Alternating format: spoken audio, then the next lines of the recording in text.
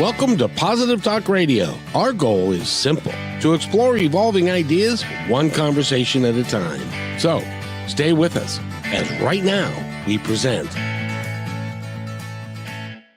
I'm really excited. We've got a wonderful guest for you this hour, and we're going to learn a whole lot of stuff about a whole lot of stuff.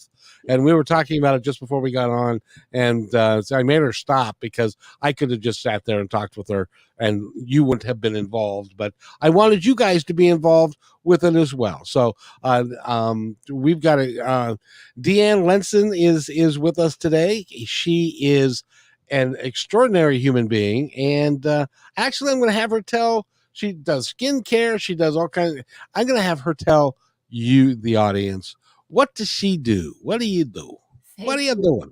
Well, as soon as I figure that out, I will let you know. But okay. No, the truth is, yes, I have a very intense background in skincare. I'm a spa consultant and an advanced aesthetic educator. And I won awards for training in the spa industry because I was the first person really that brought empowerment to spa training, not just for the staff, but for their clients. Because after all, how do we talk to ourselves when we look in the mirror? Most of us do a pretty darn nasty job of it, and it's affecting who we are. So that's my passion. And from there, I got several different coaching certifications, and I'm coaching, and I'm just loving the balance. I really, really am. Well, you're continuing to learn and to grow your presentations in all kinds of ways, aren't you? Thank you. I am. I just don't stop learning. It's a passion of mine. And what I learned recently when I was invited to speak at a memorial was, wow. And I actually wrote about it in one of the 8 collaborative books that I'm in. Is if so, this is Dean Graziosi talking. I love the guy. He said, imagine that you die, and my words inserted here. Imagine that you die and you end up at the pearly gates, and God pulls out his phone and he shows you a film of who you could have been had you used all of your gifts. Whoa, that just gave me chills. Whoa, God, put it away.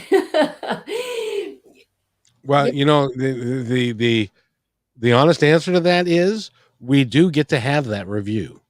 When our lives are over, one of the things and the reasons why it matters what we do is because we do get to have that conversation when we're on the other side and we're reviewing what we did, and also more importantly, what we didn't do.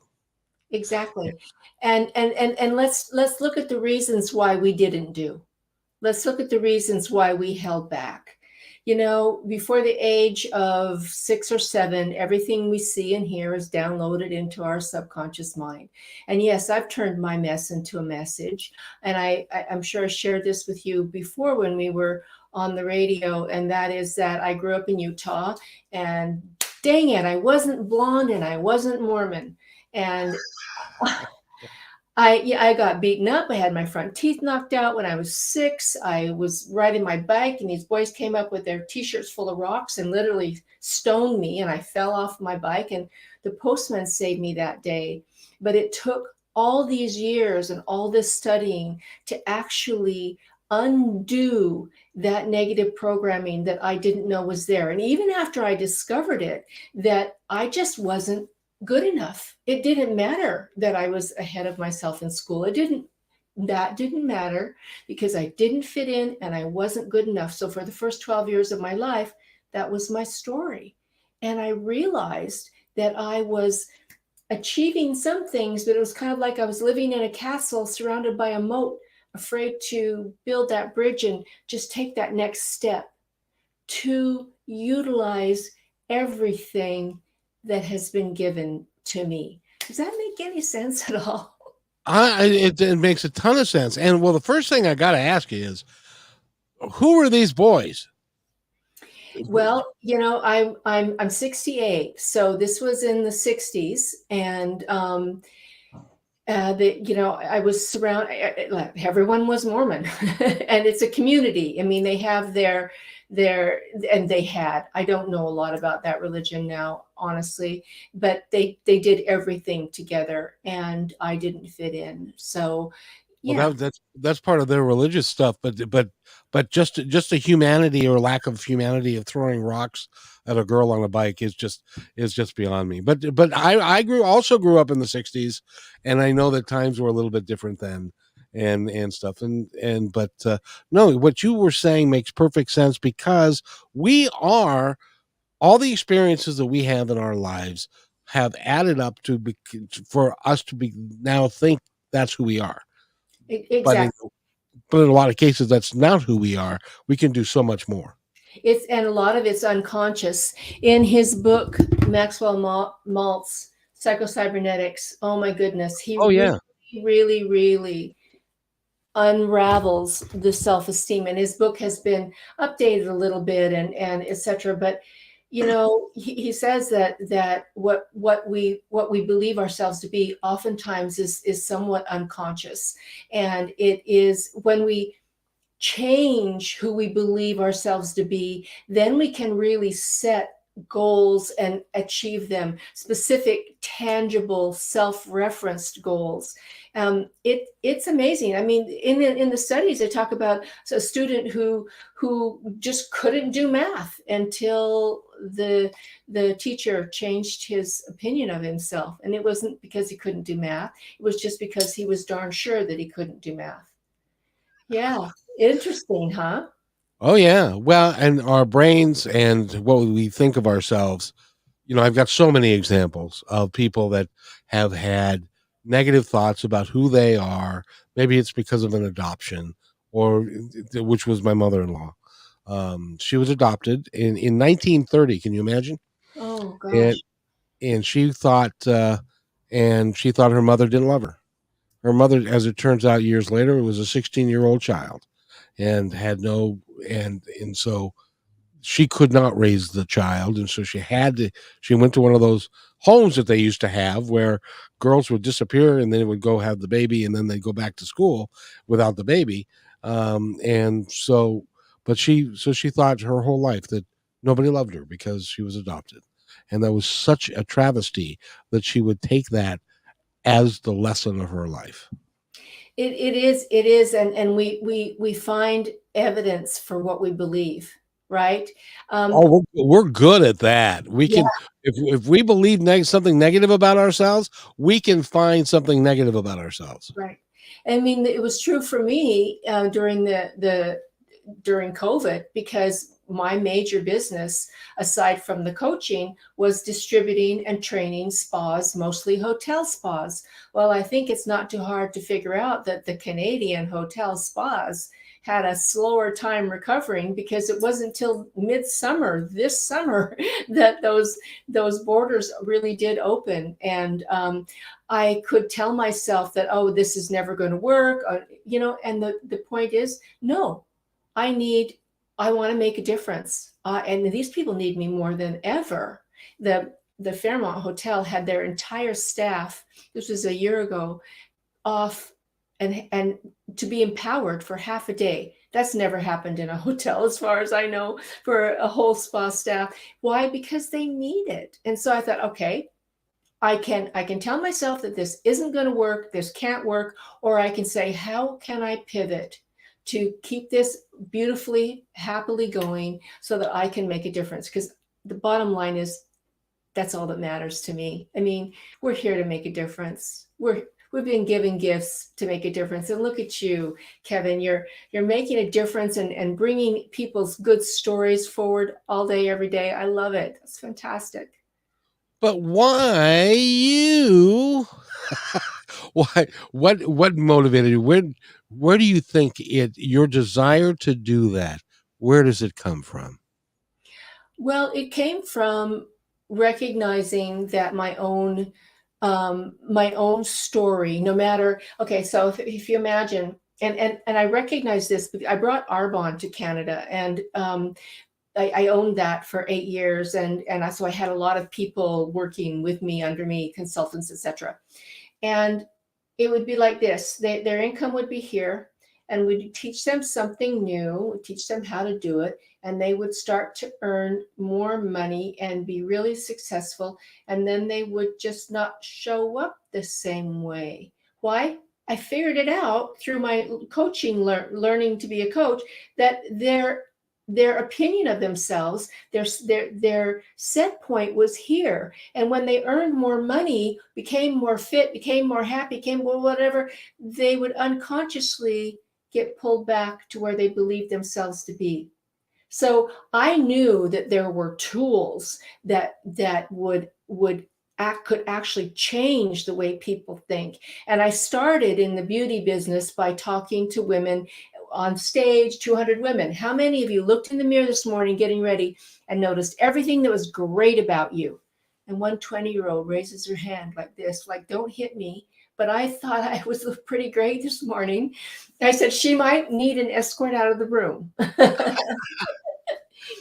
She Because might indeed.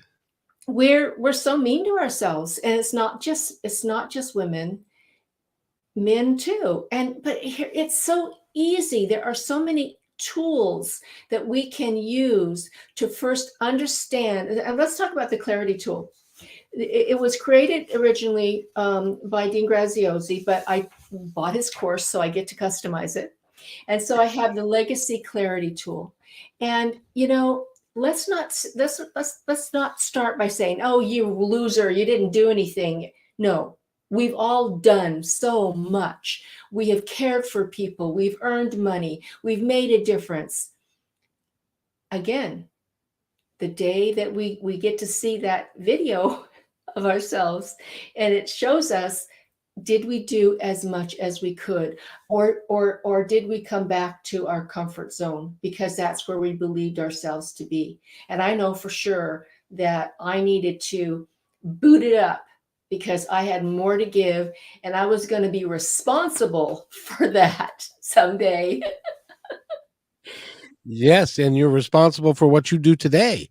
And what you do today is pretty darn good, I must say. Thank you so much. Well, let's talk about the clarity tool. So, and let's talk about the legacy clarity tool, because we are leaving a legacy. There are people watching. I have one of the posts that I do on my Empowered Inside Out is a picture of a little girl's face, and it says, the children are watching. Mark Fournier says, children may not do what you say, but they'll do what you do. The children are watching. The children are watching. I have 7 grandkids. And, interestingly enough, here I am at 68. My son just turned 50. And he bought me for Christmas a signed book. You can't see the title. It's Greatness. You see how tiny it is? And he did that on purpose. Dr. David L. Cook, he did it on purpose because your greatness is in you. It's not the Armani clothes and I just love it. And so here is this Christmas, my son giving me a signed book because he believes I have more greatness to offer. Okay, I'm going to cry. Isn't that cool? Oh my gosh. Yeah. Yeah. It's really cool. So the children. My kids happen to think I'm nuts. I'm glad yours thinks yours is good.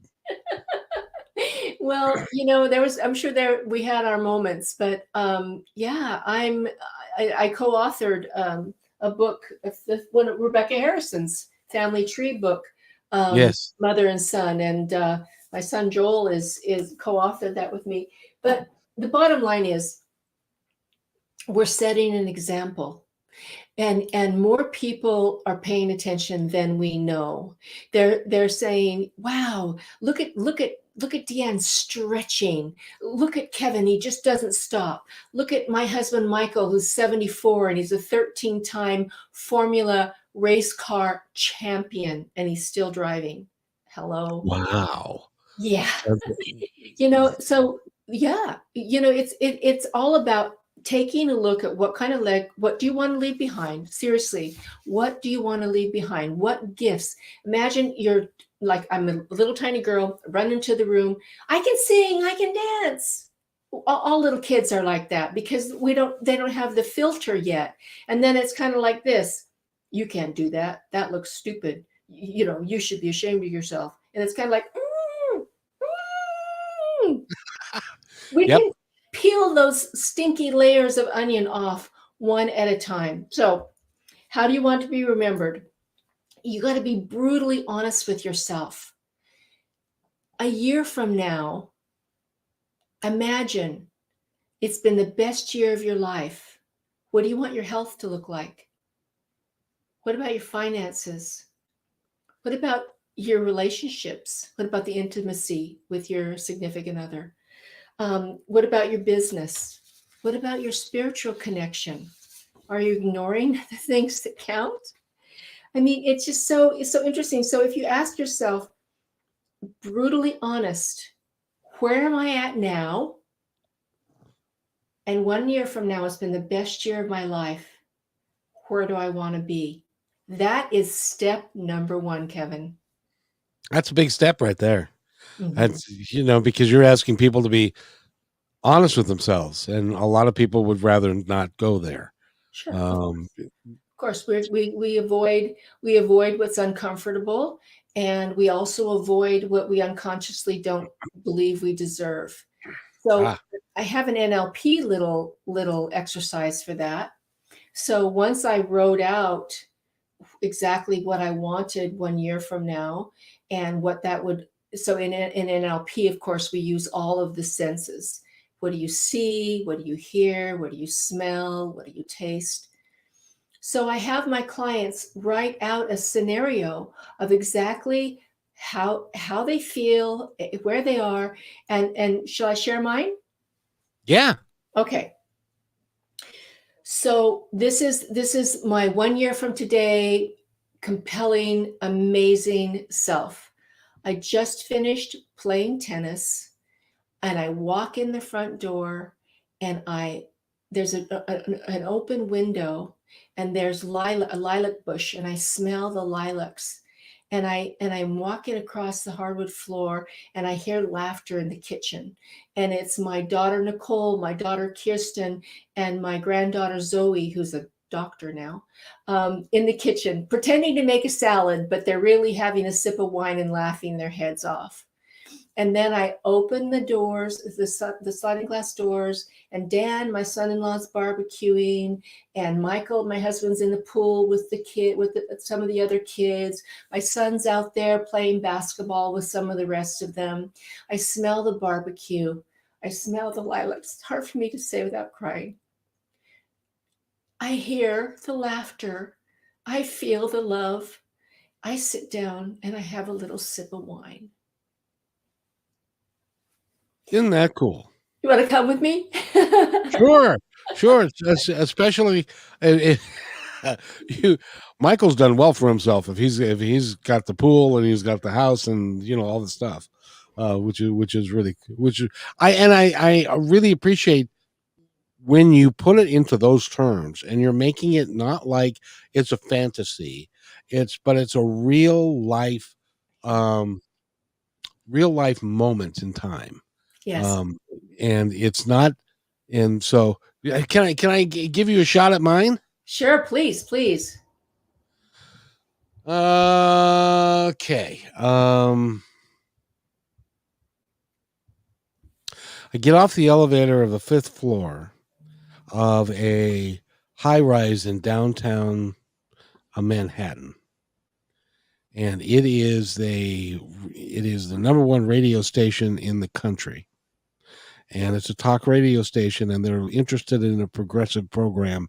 And they hired me to do this and gave me the carte blanche to be able to do any show that I wanted to do and to make it as positive as I chose to. And they gave me the afternoon drive time slot from 4 to 6, or no, make it 4 to 7. And it was syndicated in 200 stations across the country, and it was called Positive Talk Radio. How did you feel? Like, if wonderful. That would be, for me, that would be, that if I and you were talking about a legacy earlier, if I could have a legacy, that would be it. I love it. And not but unlike I was reading the other day about Rush Limbaugh. Do you know who that is? Oh yeah. Hmm. Yeah. Well, he is now having to repair his legacy because after he passed away, none of what he had spewed for all those years had stuck in any positive way.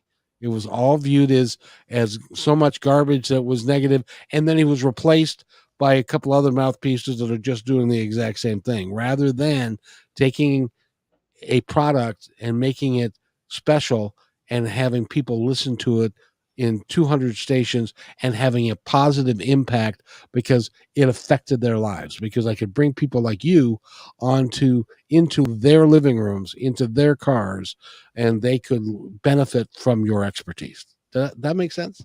It makes a lot of it makes a lot of sense, and I feel your passion, and I know that I know that it makes you feel good, and it's not about you, is it? It's about Oh, the difference that you make. Isn't that fantastic? That is so elevated. So many people are still in ego that, because the research shows that we base our self-esteem on comparing ourselves to other people. Oh, my husband's kind of better looking than hers. Oh, where did she get that purse? I wonder if it's a knockoff. And the results of that was that there was um, a huge increase. I think it was 40% increase in narcissism amongst college students. And, yes. social media has something to do with that. And we know that narcissism equates only to lack of empathy. And, where are we going with this? The only thing, self-referenced goals. So specific, you said New York, you said fifth floor, you said famous radio station, you said prime time. Specific, I love it. Tangible. When we really want to achieve something, it's important to have something to look at. We can't just make a storyboard and go lie on the beach and everything will happen. We've got to take uncomfortable action, but it really does make a huge difference when we have something tangible that we can look at. There was one reference of a woman who really desperately needed to get in better fitness condition and take care of her health. And her coach created a poster of herself when she was in that great condition and health, full size, and put it in her kitchen. And guess what happened? She couldn't ignore it, and it worked. So specific, tangible, and self-referenced, not reference to to be the best in the industry. The only thing that matters is that we're better than we used to be. And that's it. That's it. Well, and when I was saying that I wanted to be, on 200 stations, and that was because of the last day that I did KKNW in 2003, and I said I was going off the air. The phone lines filled up. People started to comment and stuff, and what they were commenting on was, because of the people that I had on the show.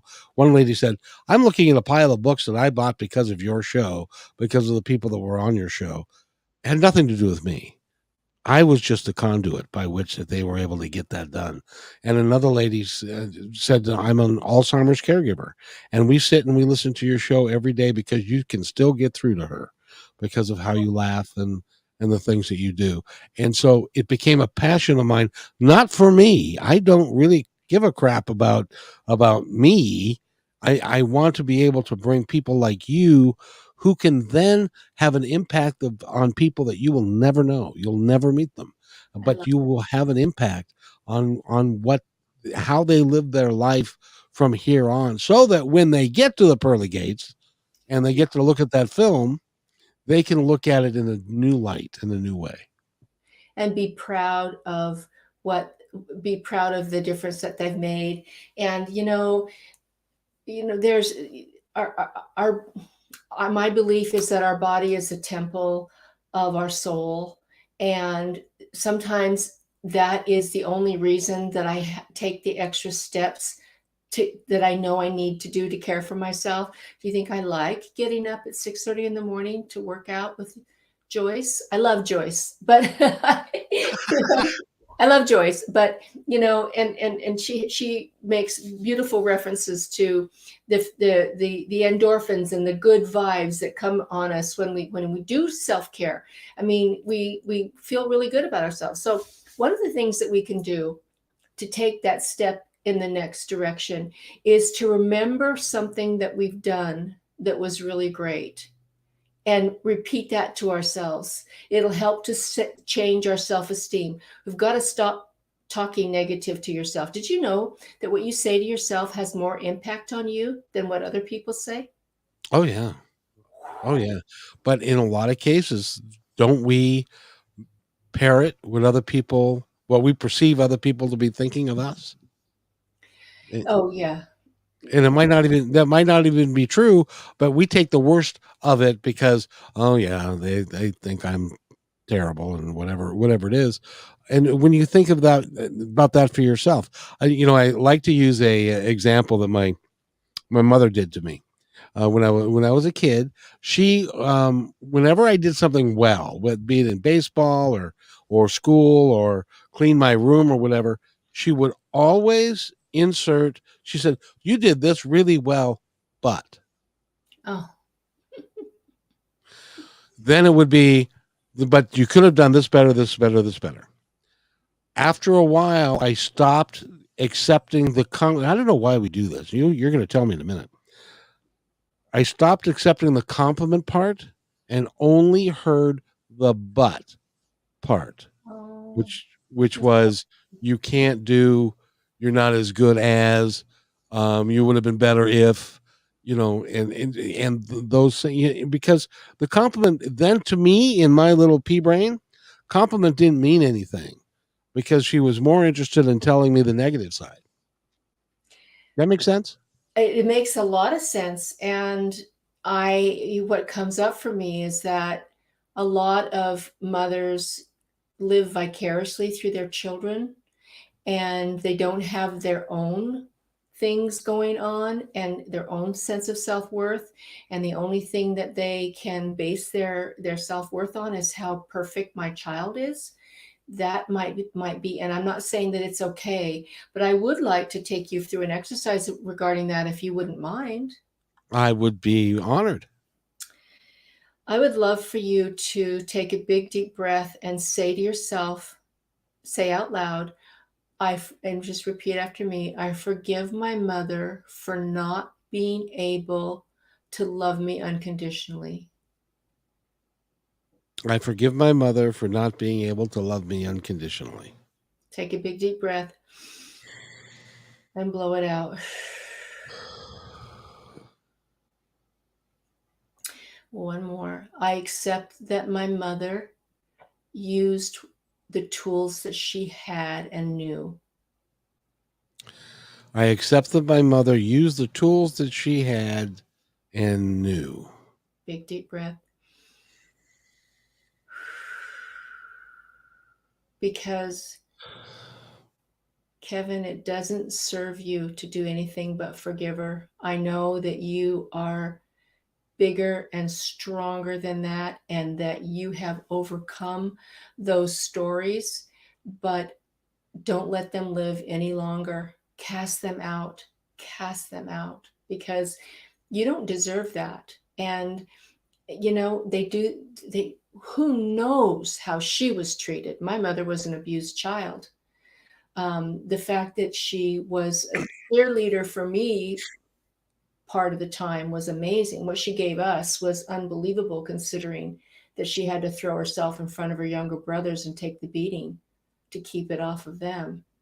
So we don't know what they were given. And I just say forgive. Does that make any sense?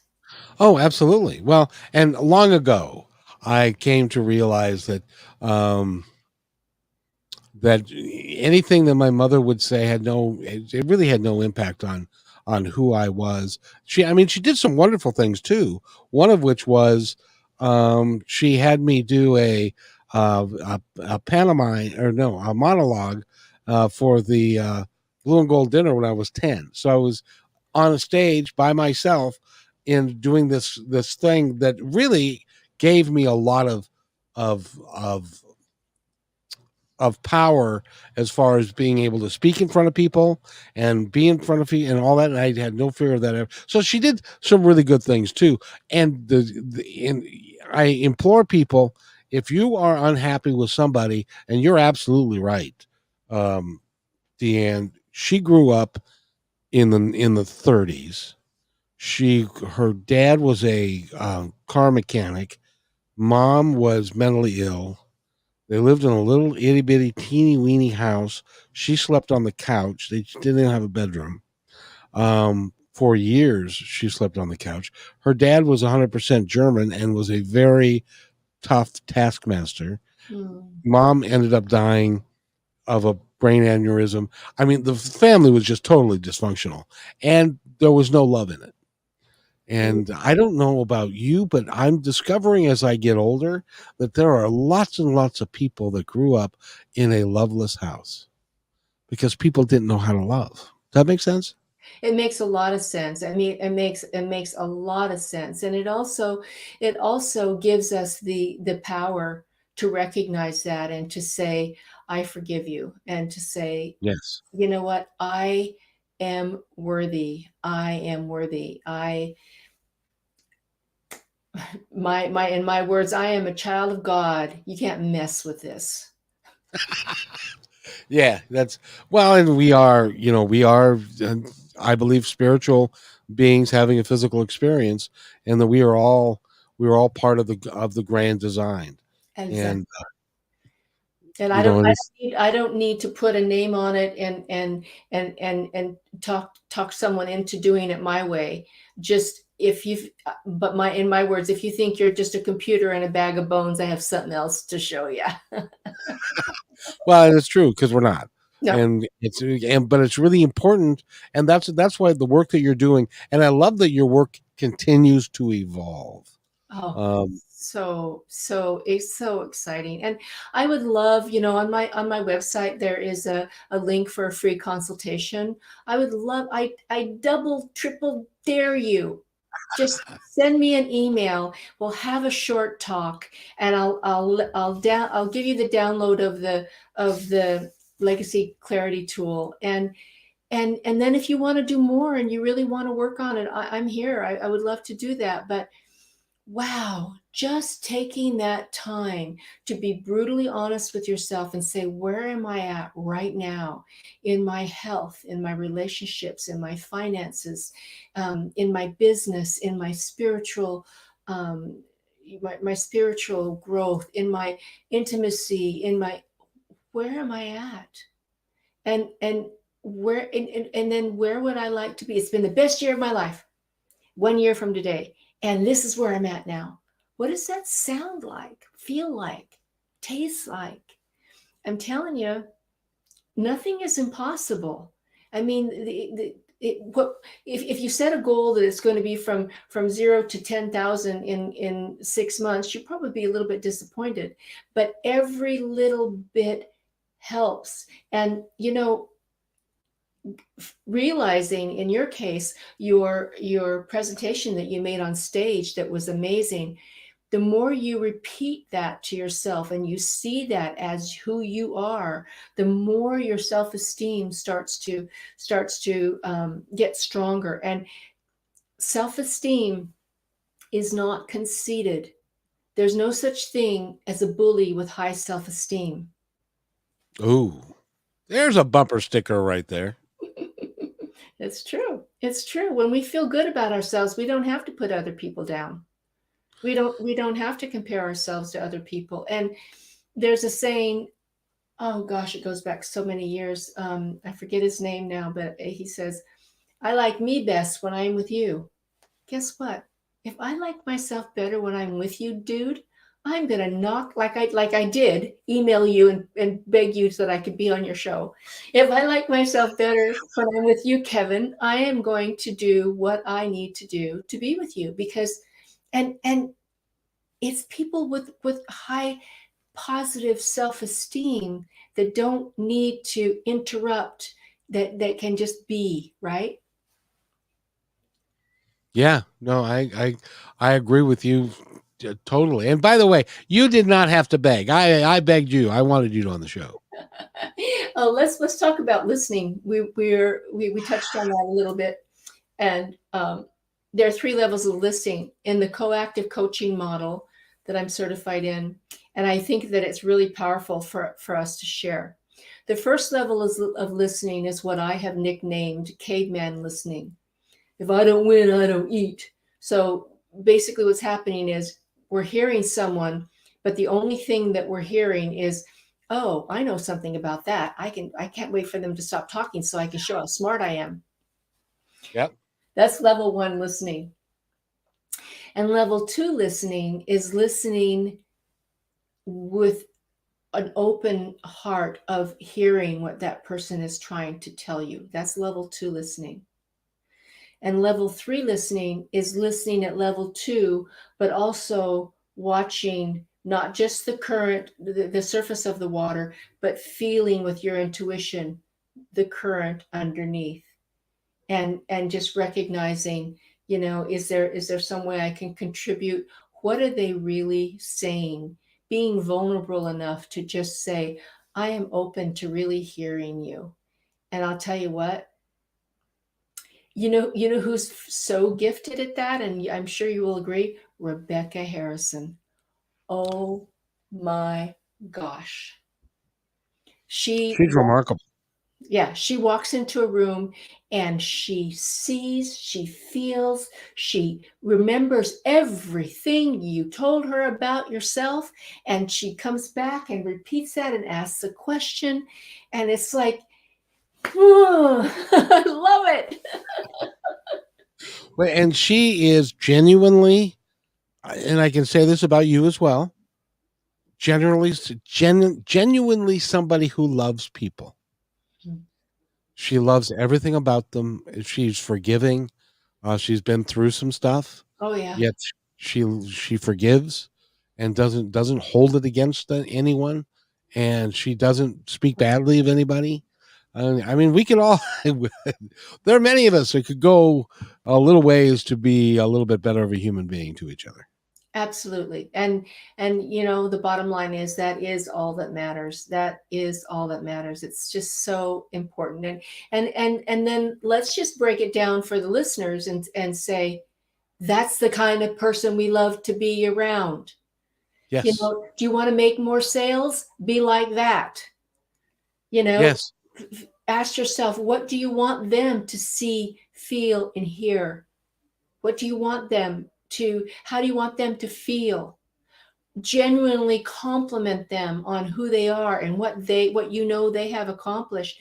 And I'll tell you what, you've got their attention. And I'm not saying this to be manipulative, because if you're manipulative and you're selling garbage, it's not going to last.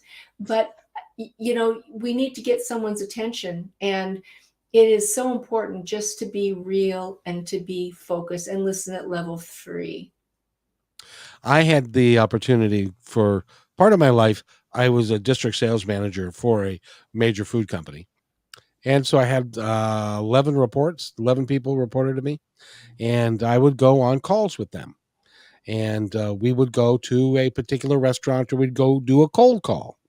And for those of you that don't know what a cold call is, we're walking into a restaurant we haven't been into, except maybe to do some research, and we're going to meet with the chef or with the manager, and we don't know who they are, and we've never met them, and so we have to figure out how to meet their needs and to do stuff like that. And I'd go with a salesperson inevitably, rather than listening to what the manager or the chef was actually saying. They were looking to formulate an objection to what they were saying and why our product is better than the other product before they finished even talking. And so they didn't get what the guy was talking about and what he was, because he said during the course of that conversation, this is what I need, this is what I need you to do. But we were thinking so differently that we weren't even paying attention to that. And that happens all the time. Yeah, it sure does. Nobody likes to be sold to like that. You No, know, our, no.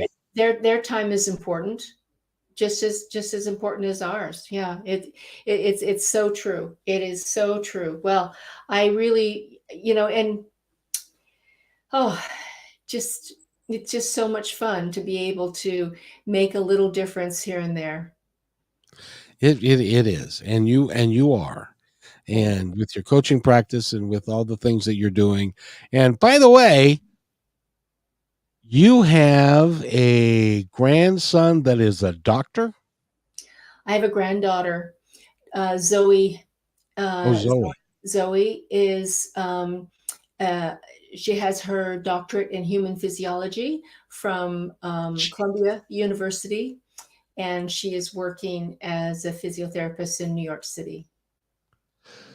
How can that be? Because that means that she's over 21. She's probably in her mid 20s. She is in her mid-20s, and she is a gifted child, so she moved quickly through school. But Uh, remember, this is a grandchild we're talking about. not a child So anymore, anyway. She's she's I think she's 25 now. I need to double check, but yeah, she is. I had my son very young, and that was part of my self-esteem. Here I was ahead of myself in school my whole life. My junior year, I only had two more credits to get to graduate with honors, and I just didn't have the belief in myself to do anything but get pregnant and marry Gar. And he's a wonderful person, and we're good friends now, and we have three kids. And by the time I was about 26, I realized that this gentleman that I fell in love with when I was about 16 is not the same. I grew so, changed so much.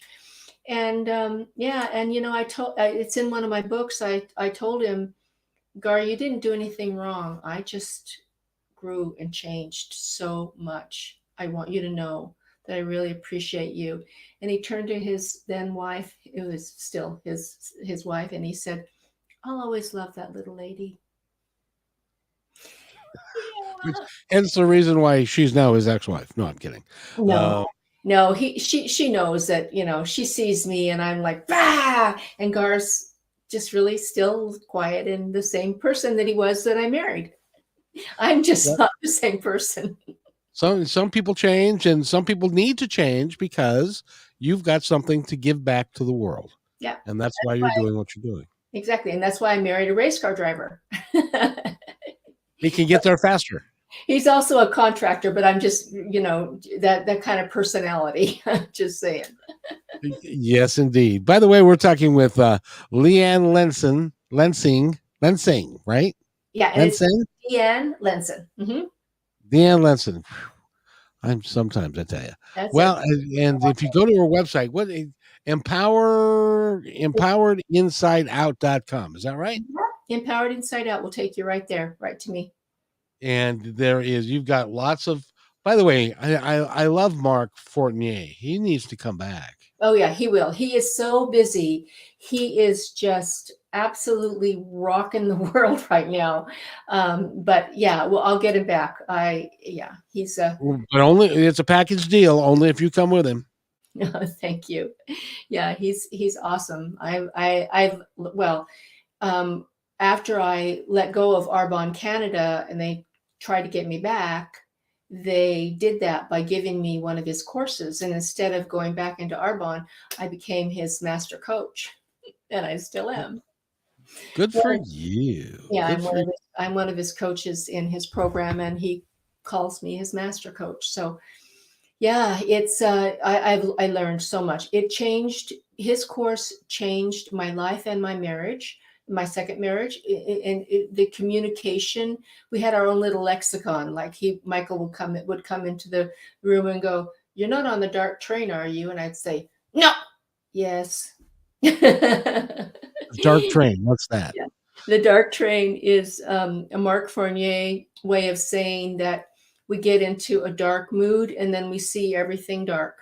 We see the negative in everything versus the bright train, which is noticing what's great about this. What's great about this?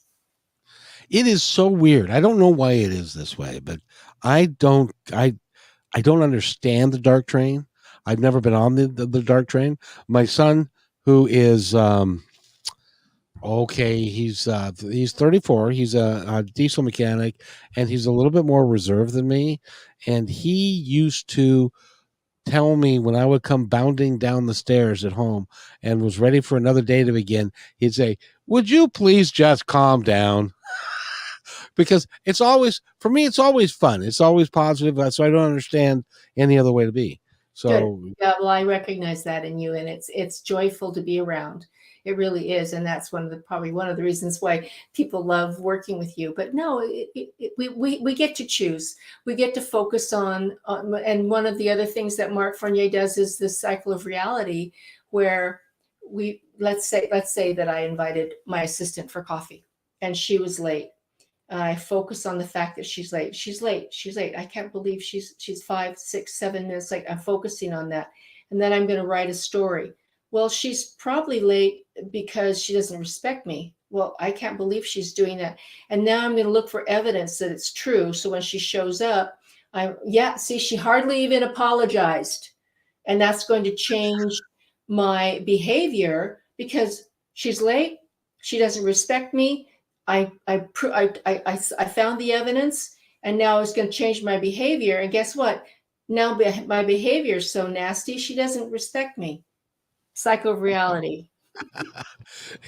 is that is have you need to put that on film or tape, Okay. or because that is really good. Because see, and people know that I was a bus driver for 12 years, and as a bus driver, if you were 59 seconds late, you were written up, and if you were 59 seconds late 3 times, you lost your job.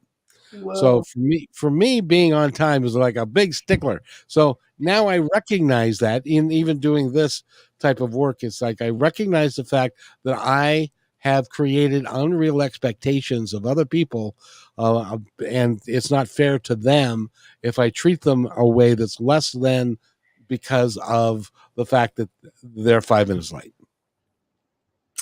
Well, if somebody is late, oftentimes it's because they've chosen a different priority, and Yes. I think it's okay to recognize that because that's disrespectful.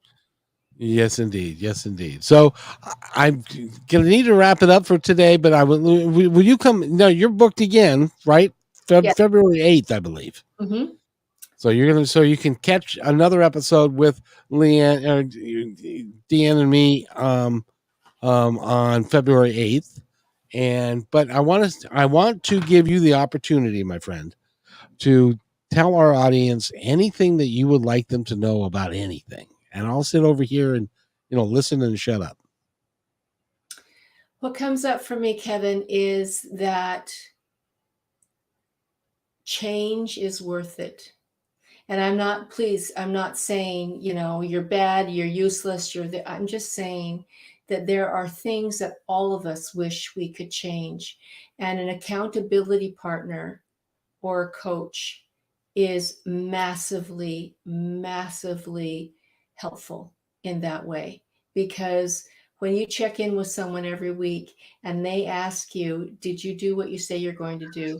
It makes such a huge difference. So that's why I love coaching people, because I get to help them make the changes that they want in their lives. And it's so, so fun.